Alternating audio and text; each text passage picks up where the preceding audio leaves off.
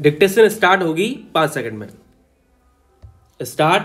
यह अच्छा हुआ कि सुप्रीम कोर्ट ने ईवीएम के स्थान पर मतपत्र से चुनाव कराने की मांग वाली याचिका को खारिज करते हुए याचिकाकर्ता को फटकार भी लगाई।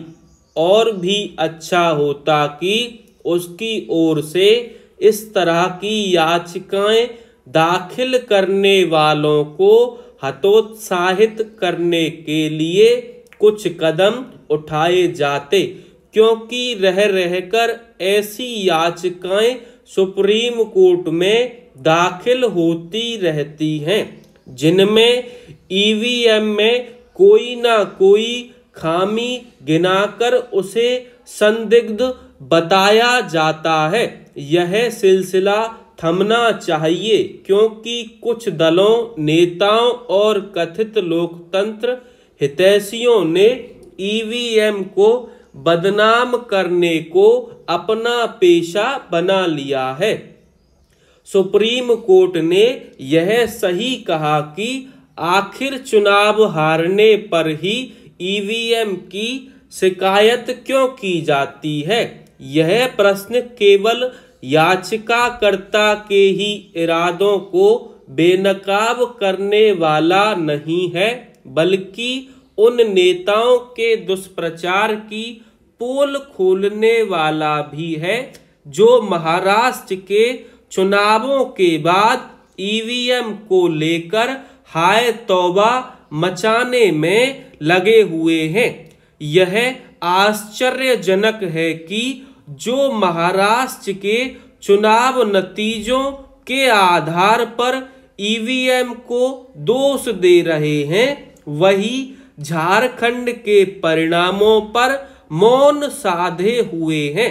क्या वे यह कहना चाहते हैं कि महाराष्ट्र में ईवीएम ने सही तरह काम नहीं किया, लेकिन झारखंड में किया? वे महाराष्ट्र में मतपत्रों के जरिए चुनाव की मांग तो कर रहे हैं, लेकिन यह कहने से बच रहे हैं कि ऐसा ही झारखंड में किया जाना चाहिए। बीते कुछ वर्षों में ईवीएम को विश्वसनीय बनाने के लिए अनेक उपाय किए गए हैं, लेकिन उस पर हार की खीज निकालने का सिलसिला थम नहीं रहा है। पहले यह व्यवस्था की गई कि मतदाता को यह दिखे कि उसका वोट उसी प्रत्याशी को ही गया जिसको उसने दिया था। इसके बाद मतदान पर्ची यानी वीवीपैट की व्यवस्था की गई। फिर एक निश्चित संख्या में वीवीपैट का ईवीएम में दर्ज वोटों से मिलान किया जाने लगा।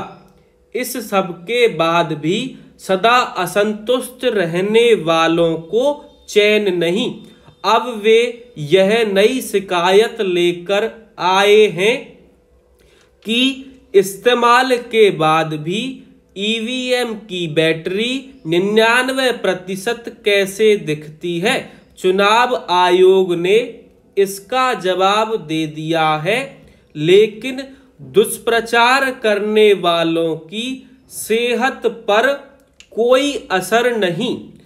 इनमें से अनेक वे हैं जो ईवीएम के स्थान पर मतपत्र को बेहतर बताने में लगे हुए हैं। ऐसे लोग लोकतंत्र के शुभचिंतक नहीं हो सकते, क्योंकि सब जानते हैं कि जब मतपत्र से चुनाव होते थे तब किस तरह धांधली होती थी। तब मतपत्रों के साथ साथ मतपेटियों की भी लूट होती थी।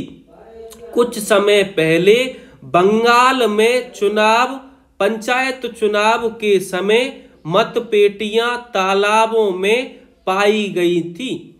क्या मतपत्र से चुनाव की वकालत करने वाले ऐसी ही घटनाएं देश भर में देखना चाहते हैं?